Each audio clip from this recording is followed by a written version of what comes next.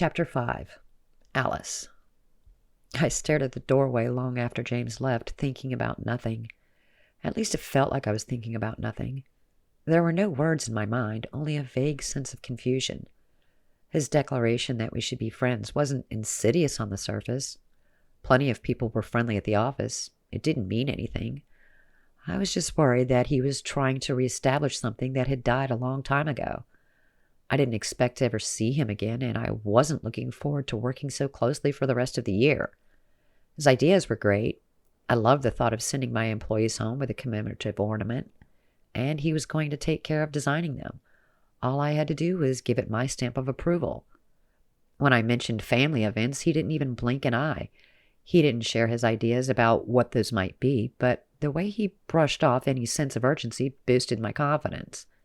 He had the whole thing in hand. All I had to do was sit back and enjoy it. But why did it have to be him?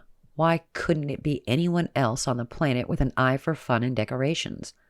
I truly didn't mind the thought of being friends.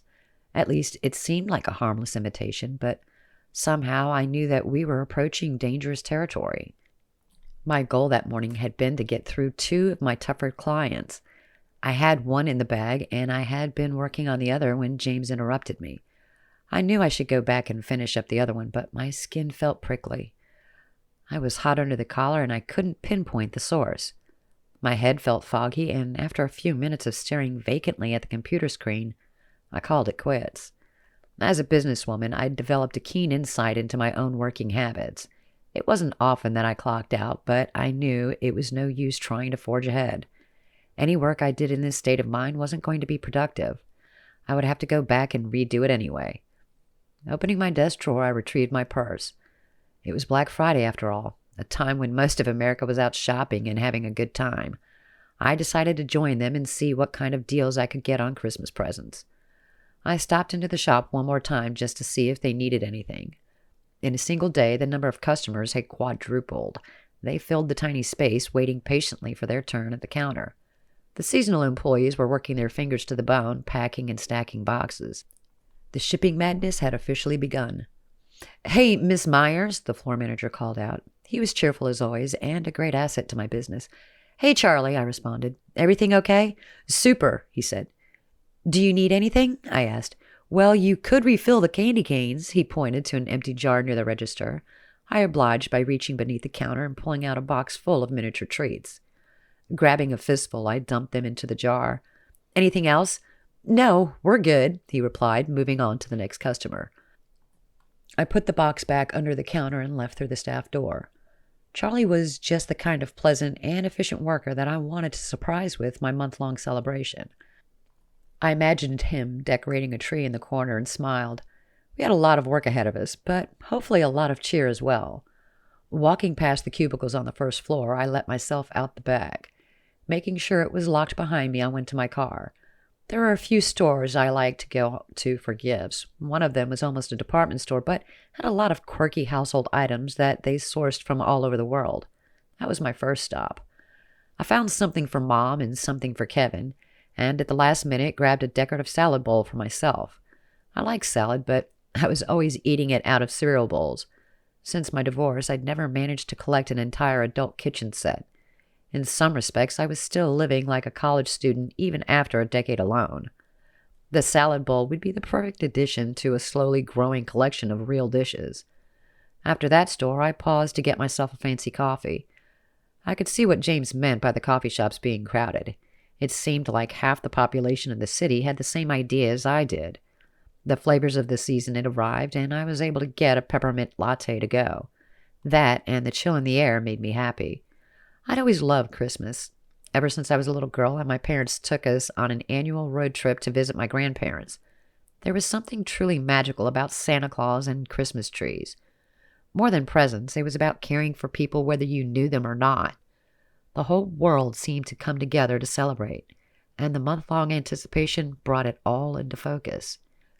I hit 2 other stores before calling it quits. I managed to find things for most of the people on my list, but I still didn't have anything for Nancy.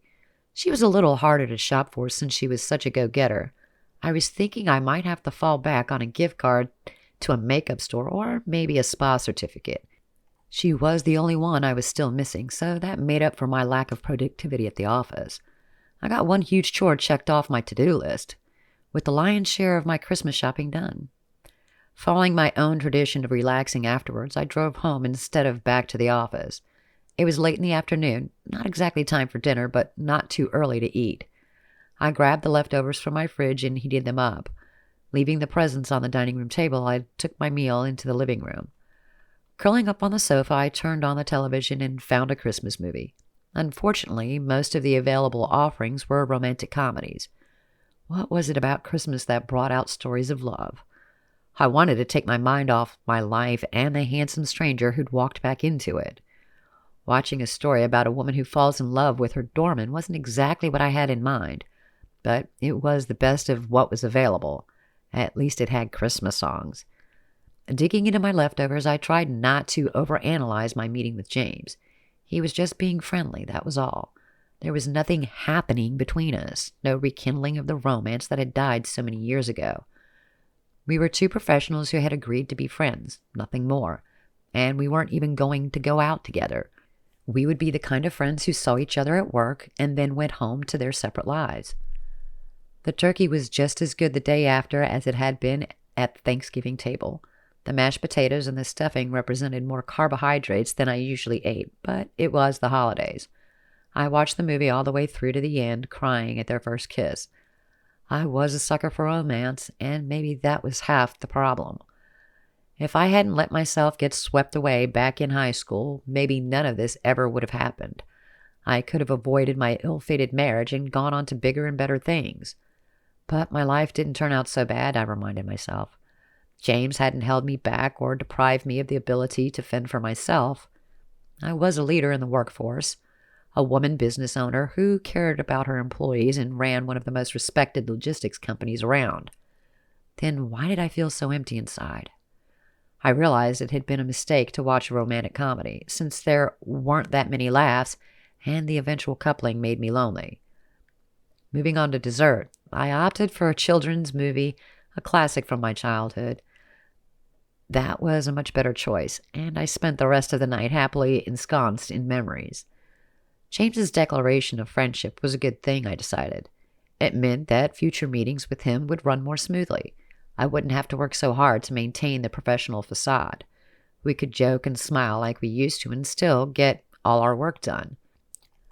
I called it a night early, knowing that I wanted to hit the ground running in the morning.